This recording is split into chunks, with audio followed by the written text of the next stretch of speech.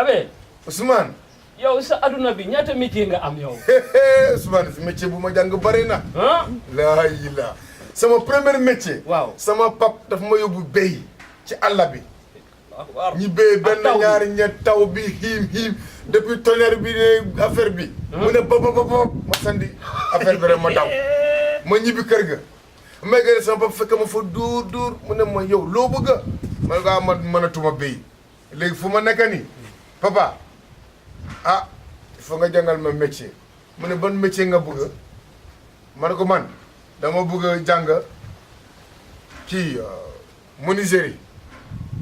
mu ne ma foofu métti na dama ne ko boobu laa jàng parce que mun naa defar lal lu nekk ma jël scie bi chaque jour sama patron mu ne ma scie di scier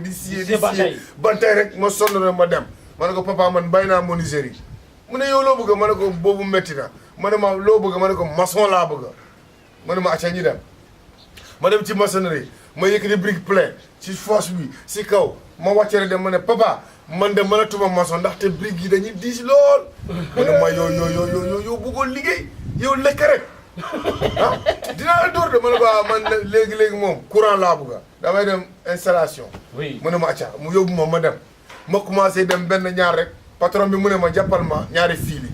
si ñu laalante rek safara day takk fi ma téye fiili patron bi dem ma taxaw ma ne ah ñi ne soo solee daal la nga laal benn fil courant bi du la dugg noonu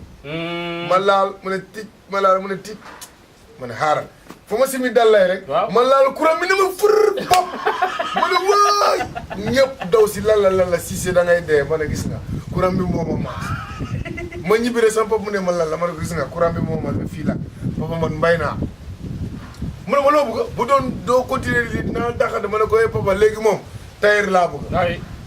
mu ne ma tailleur ma ne ko waaw damay ñëw gisoo tabaski yi jigéen ñi dañuy dem di ñawlu xaalis la ma dem dugg tailleur ma commencé di ñëw léegi wëñ bi su ma ko bëggee dugal si puso bi du ma gis sama bët bi su ma nee nii du ma gis affaire bi métti ma rek ma ñëw encore papa ah man puso bi du ma ko mën a solde man bàyyi naa papa bu ne ma bu doon jàppaloo benn métti dama lay génne ci biti ma ne ko léegi moom bàyyi ma dem wéy ak def taalif